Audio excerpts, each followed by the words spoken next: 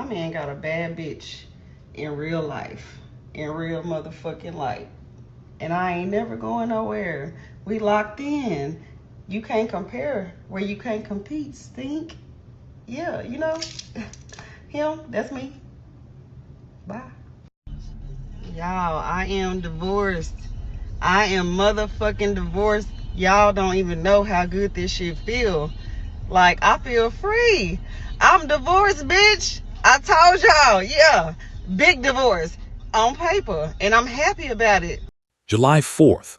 Fireworks light up the sky, the air pulsing with laughter, music, and the promise of celebration. But by the night's end, the life of a beloved makeup artist would be snuffed out in an ambush that stunned an entire city. She was documenting the joy, and in a single instant, the camera caught something far darker. Her name was Tasha Hyman, and what started as a block party turned into a crime that would unravel in shocking ways. If you're new here, welcome to True Crime Watch H. Don't forget to subscribe and turn on notifications so you don't miss when we drop more true stories like this. It was a festive evening in Fort Worth, Texas.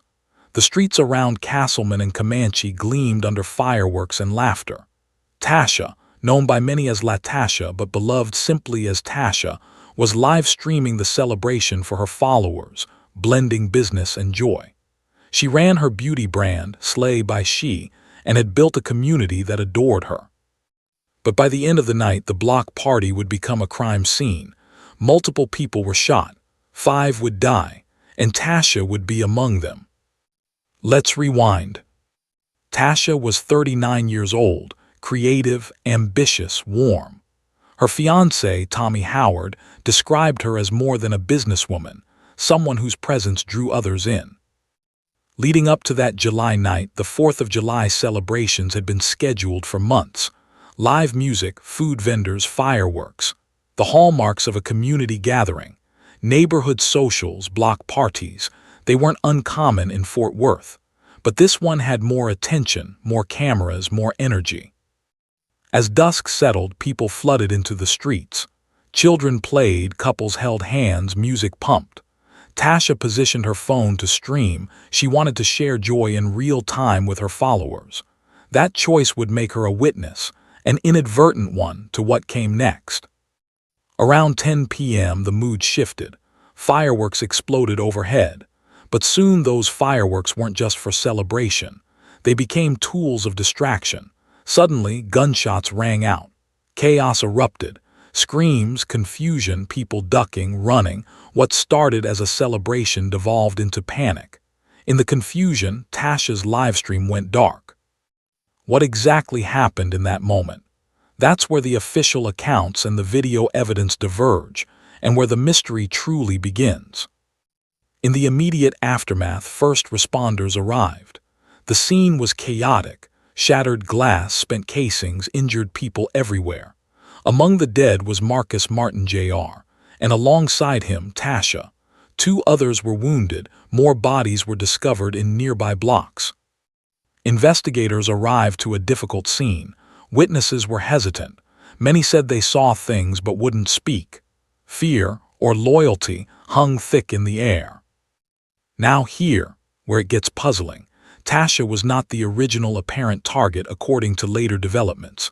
She had simply been in the wrong place at the wrong time, or so the narrative would evolve. But from that night's video, detectives spotted something that changed the trajectory of the case. A figure with a scar and a red bandana glancing directly into the camera, a silent signal. Was it a threat, a warning, or a mark of identity? At that moment, the story split in 2 directions. What we thought we knew, and what the evidence told us. Something far more sinister was at play than random gunfire at a party. What would you think if your phone caught the face of someone staring back as the bullets flew? Would you dare to show it to the police? Drop a comment below. Would you be brave enough? By this time, multiple police units had converged. They collected ballistic evidence, shell casings. They studied the live stream, paused frames, matched angles, and they discovered something extraordinary: multiple shooters. This was not a freak occurrence. It was coordination, a planned strike.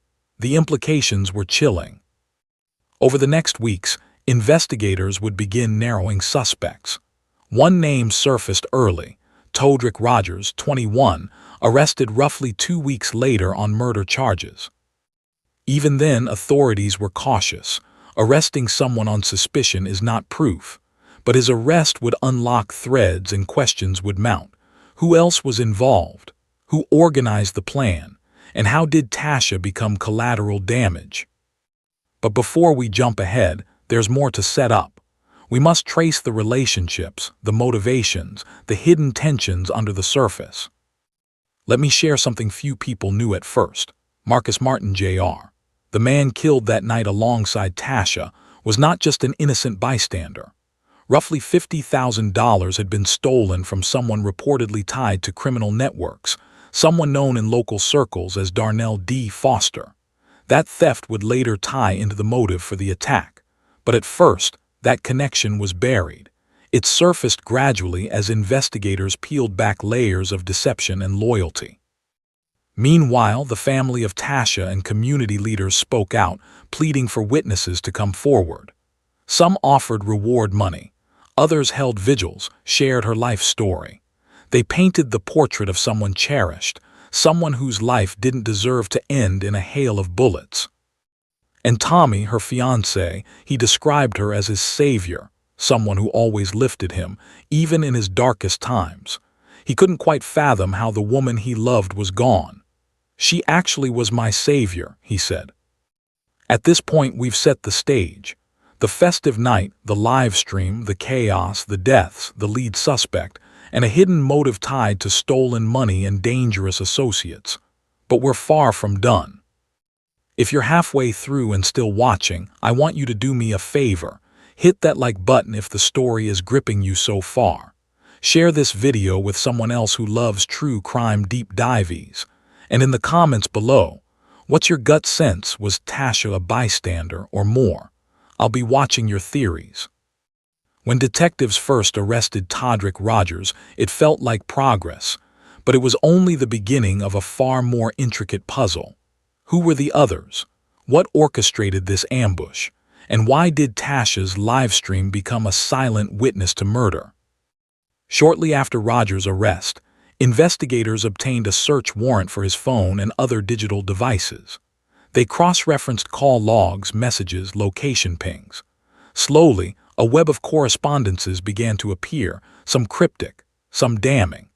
Rogers, it seemed, had been in contact with someone known in circles as Javon J-Rock Matthews, a gang associate notorious in local law enforcement files.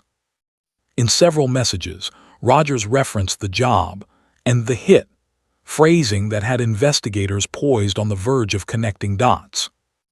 Around this same time, detectives reanalyzed the livestream footage from that night, frame by frame, second by second. One chilling sequence became central. Just seconds before gunfire, someone in the crowd lit a large firecracker near the camera's field of view, drawing attention and masking sound. That explosion became the perfect cover.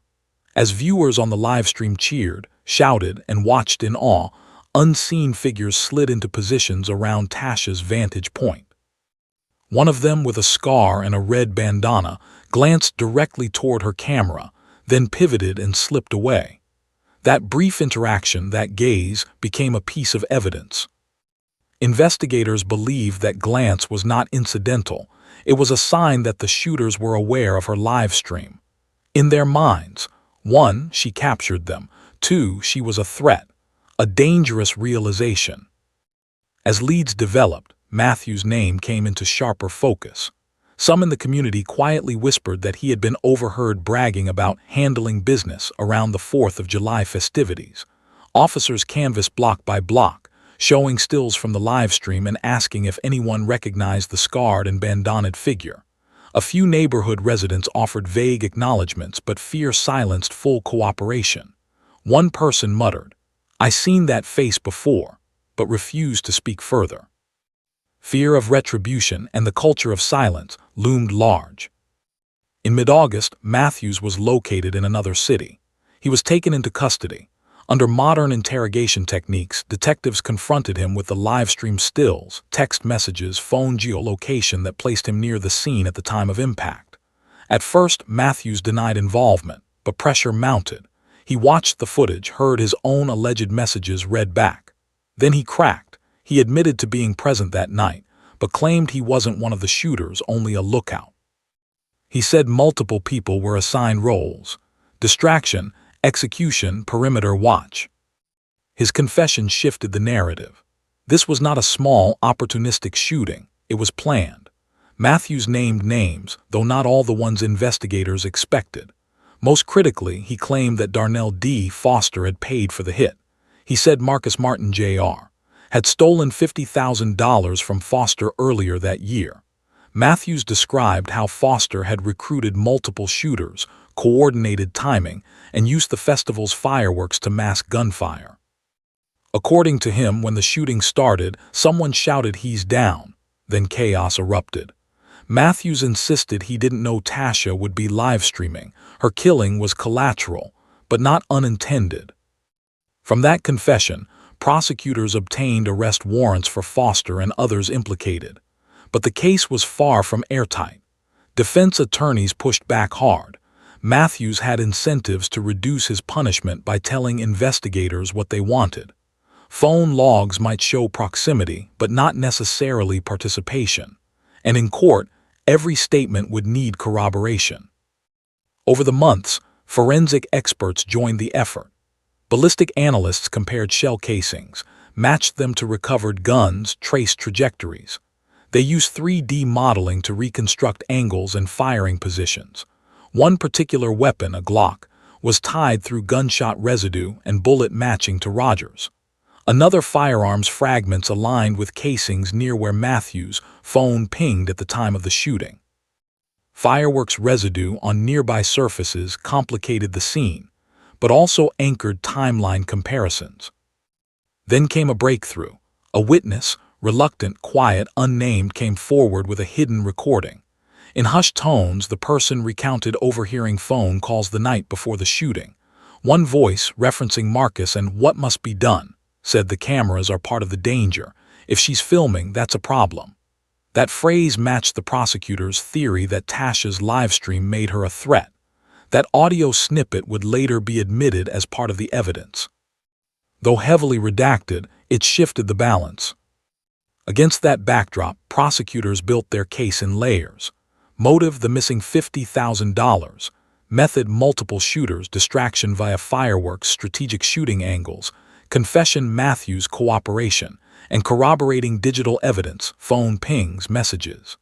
Jury views of the livestream frames, angle reconstructions, 911 calls, all underline the coordinated nature. Meanwhile, the families of victims pressed for justice.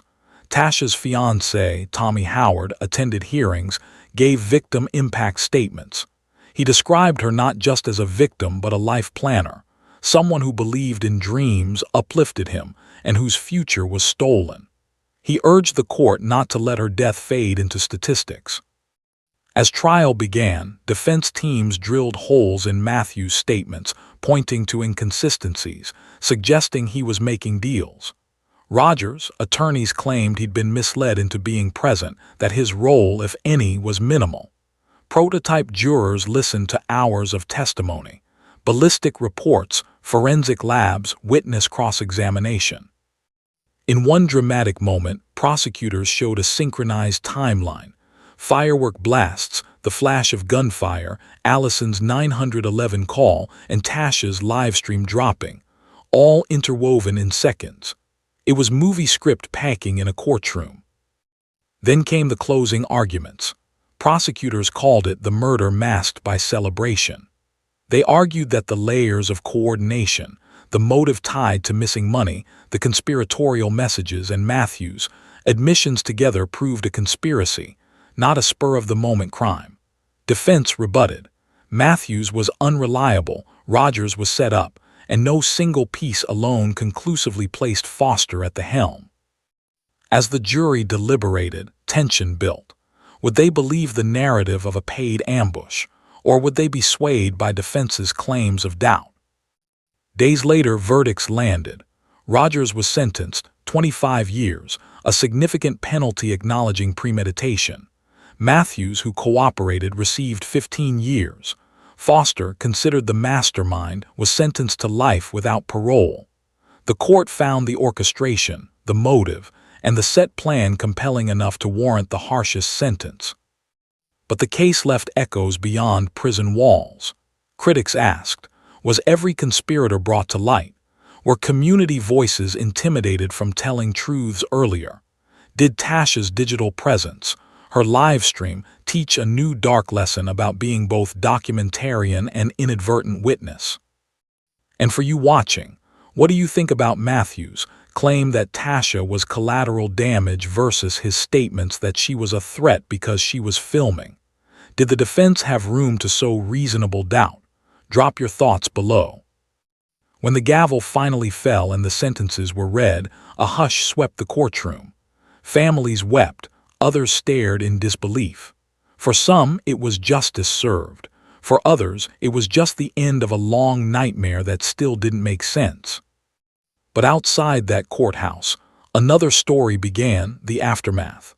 What happens when the news cameras leave, when hashtags fade, and the community is left with the echoes of fireworks that became gunfire? In the weeks following the convictions of Rogers, Matthews, and Foster, Fort Worth residents found themselves caught between relief and unease. Justice, yes, but closure, that was harder to find. The Castleman Street neighborhood, once known for its summer block parties, turned eerily quiet. Homes where laughter once spilled onto porches were now adorned with "no loitering" signs. Residents who'd grown up hosting July 4th barbecues couldn't bring themselves to celebrate anymore. Every crack of fireworks now triggered flashbacks. At the corner where Tasha Hyman fell, someone had built a memorial, candles, framed photos, glittered makeup brushes, and a note that read, "You made everyone beautiful, now heaven has your light." Her beauty studio, Slay by She, stayed closed for months. Eventually, her team reopened under a new name, keeping one framed photo of Tasha at the front desk. Clients who returned said it felt like she was still there, that smile, that glow, her voice echoing from old tutorial clips. The deeper impact, though, stretched beyond Fort Worth's beauty scene. Local leaders and clergy began using Tasha's name in anti-violence campaigns. Her cousin, Pastor Felton Jenkins, who had once fought gun violence from the pulpit, now carried her photo during rallies. He spoke at one candlelight vigil. "We can't keep normalizing pain. My cousin shouldn't have died because people wanted to prove a point." Her live stream showed us joy before fear, and that's what this city lost, joy. Yet despite the convictions, rumors persisted. Some whispered that another person was still out there, someone who supplied the guns, someone who helped coordinate the escape routes. Police never confirmed that publicly, but in investigative circles there were quiet acknowledgments. The case might never be completely closed. Detectives reviewing electronic evidence continued to find gaps, deleted messages, burner phones, missing surveillance data from nearby businesses. Even so, prosecutors decided not to reopen proceedings, citing lack of physical proof. Meanwhile, Tommy Howard, Tasha's fiancé, struggled to rebuild his life. He'd lost one fiancé to illness years before. Now, gun violence had stolen another. In a heart-wrenching interview months later, he said, "People tell me to move on, but how do you move on when her laughter still echoes every morning in your head?" He visits her memorial weekly, sometimes sitting for hours scrolling through her old videos. The live stream she made that night, he can't bring himself to watch it again. But he keeps a screenshot, the moment before she laughed, moments before the chaos. He said that smile is how he wants the world to remember her. As for the Fort Worth Police Department, the case left lessons etched into policy. The department started new initiatives encouraging residents to share footage safely and anonymously. They realized that in communities ruled by fear, technology could bridge the silence that street codes often protect. Officers also began using enhanced AI video reconstruction tools for future cases, software born out of analyzing Tasha's final livestream frame by frame. In a tragic twist, her video became a blueprint for modern digital forensics training. The legal aftermath of Darnell Foster's sentencing carried its own weight. The courtroom learned that Marcus Martin Jr., the man Foster targeted, had been shot in the back, not killed by accident as first believed. Foster's life sentence came not only for planning that murder but also for second-degree murder in Tasha's death. In sentencing remarks, the judge said, "This was not a random tragedy. It was orchestration wrapped in chaos. And a woman died who should never have been part of it."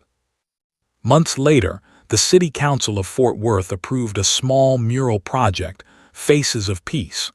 Among the portraits painted along a brick wall downtown is Tasha's. Her face is surrounded by fireworks and makeup brushes painted into wings. Beneath it reads, "Gone too soon but never unseen."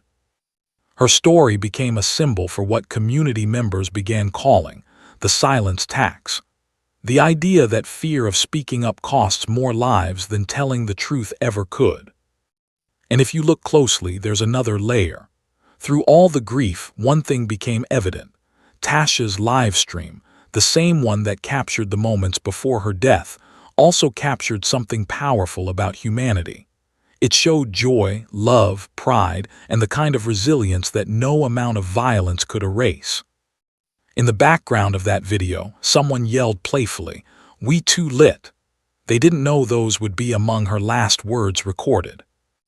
Now that clip circulates not as entertainment, but as a lesson.